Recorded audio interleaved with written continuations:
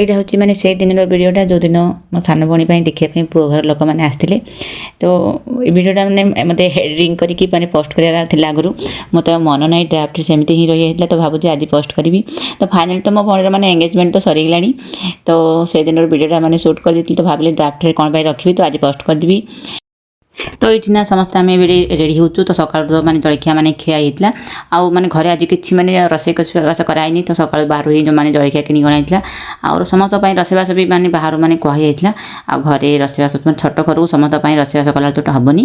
ତ ସମସ୍ତେ ରେଡ଼ି ହେଇଗଲୁ। ରେଡ଼ି ହେଇକିନା ଏଇଠି ସାମ୍ନା ନାନୀ ଘରକୁ ଟିକେ ଆସିଥିଲୁ। ତ ସେଇଠି ବସିକିନା ସମସ୍ତେ ରିଲ୍ସ କରୁଥିଲୁ। ଏଇଠି ମୋ ଝିଆରୀ ଆଉ ସାମ୍ନା ନାନୀ ମିଶି ରିଲ୍ସ କଲେ। ତାପରେ ଆମେ ସମସ୍ତେ ମାନେ ରେଡ଼ି ହେଇଥିଲୁ। ତ ମୋ ସାନ ଭଉଣୀ ମାନେ ଟିକେ ରେଡ଼ି ହେଇନଥିଲା।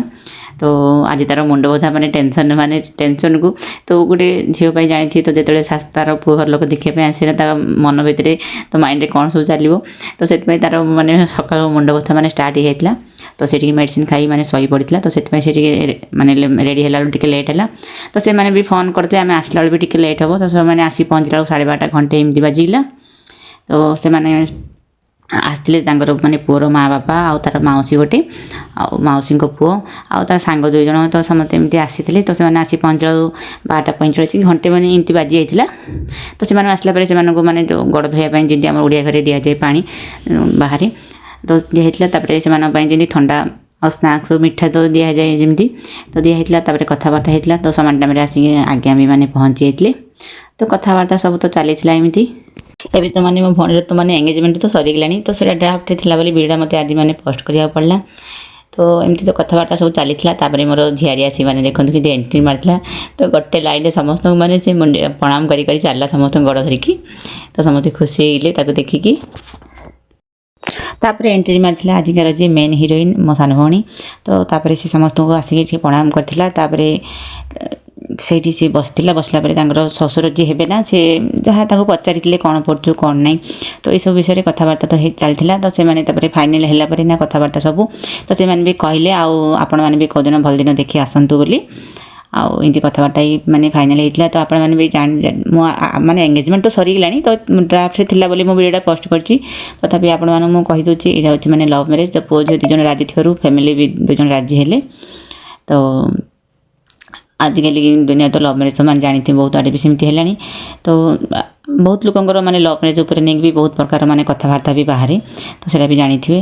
ଆଉ ବହୁତ ଲୋକ ମାନେ ଆରେଞ୍ଜ ମ୍ୟାରେଜକୁ ପସନ୍ଦ କରନ୍ତି, ବହୁତ ଲୋକ ଲଭ୍ ମ୍ୟାରେଜକୁ ମାନେ ପସନ୍ଦ କରନ୍ତି। ତ ଲଭ୍ ମ୍ୟାରେଜ୍ ହେଲେ ନା ବହୁତ ଲୋକ ବହୁତ ପ୍ରକାର କଥା କହନ୍ତି। ତ ସେଇଟା ତ ଆପଣମାନଙ୍କ ଉପରେ ନିର୍ଭର କରେ। ତ ଯଦି ମୋ ମତ ମାଗିବି ତ ମୋ ମତରେ ମୁଁ କହିବି, ତ ଯଦି ପୁଅ ଝିଅ ରାଜି, ତ 2 ଫ୍ୟାମିଲି ରାଜି ନା, ଯଦି ପରିବାରରେ ସମସ୍ତେ ରାଜି ଥିଲେ ତ ସେମାନଙ୍କଠୁ ଆଶୀର୍ବାଦ ଜିନିଷ ଆଉ କିଛି ବି ନାହିଁ। ତ ବାହାର ଲୋକ ତ ମାନେ ଜାଣିଥିବେ ନେଗେଟିଭ୍ କଥା ବି ବହୁତ ପ୍ରକାର କହିବେ। ଆଉ ମା ବାପାଠୁ ଆଶୀର୍ବାଦ ଜିନିଷ ଆଉ କିଛି ବି ନାହିଁ। ତ ଆପଣମାନେ ବି ଢେର ସାରା ଆଶୀର୍ବାଦ କରନ୍ତୁ। ଆଉ ତାଙ୍କ ଦାମ୍ପତ୍ୟ ମାନେ ନୂଆ ଜୀବନ ଆରମ୍ଭ କରିବାକୁ ଯିବେ। ତ ଢେର ସାରା ତାକୁ ଆଶୀର୍ବାଦ ୱିଶ୍ କରିବେ।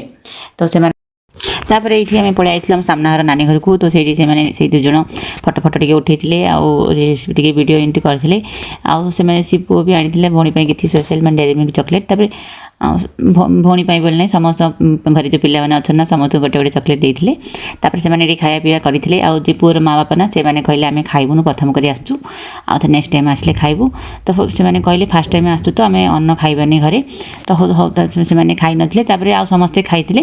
ତ ଖାଇଲା ପରେ ସେମାନେ ତାଙ୍କର ମାନେ ସେ ଚାଲି ଯାଇଥିଲେ। ଆଉ ଗଲାବେଳକୁ କହିଥିଲେ ଆଉ ଗୋଟେ ଭଲ ଦିନ ଦେଖି ଆପଣମାନେ ବି ଆସନ୍ତୁ ଘର ଆଡ଼େ। ତାପରେ ତାଙ୍କ ମାନେ ଗଲା ପରେ ଭଉଣୀ ବିର 3:30 ଟ୍ରେନ୍ ଥିଲା। ସିଏ ବି ଖାଇ ପିଇକି ମାନେ ସାଙ୍ଗେ ସାଙ୍ଗେ ବାହାରି ପଡ଼ିଥିଲା। କାରଣ କ'ଣ କରିବା ପିଲାମାନଙ୍କର ପାଠ ଡ୍ୟାନ୍ସ ପ୍ରୋଗ୍ରାମ୍ ରହୁଛି। ତ ସେଥିପାଇଁ ତ ଯିବାକୁ ପଡ଼ିବ। ଆଉ ଗୋଟେ ଦିନ ପାଇଁ ରାତିରେ ଆସିଲା, ସେ ସକାଳେ ପଳେଇ ଯାଉଛି। ତ ମୋ ଝିଆରୀର ମାନେ ବହୁତ ମନ ଦୁଃଖ ଦେଖୁଥିବେ, କାନ୍ଦୁଛି। ତାର ମାନେ ସମସ୍ତେ ଆମେ ଅଛୁ ନା, ତ ତାକୁ ମୋଟେ ଯିବାକୁ ଇଚ୍ଛା ନାହିଁ। ଆଉ ତାପରେ ସନ୍ଧ୍ୟାବେଳକୁ ଆମେ ବି ମାନେ ପଳେଇବୁ, ଆମର 7ଟା ବେଳକୁ ଟ୍ରେନ୍ ଅଛି। ତ ଲଭ୍ ମ୍ୟାରେଜ୍ ନେଇକି ଆପଣମାନଙ୍କର ମତ କ'ଣ, ମୋତେ ନିଶ୍ଚୟ ଗୋଟେ କମେଣ୍ଟ କରି ଜଣାଇବେ।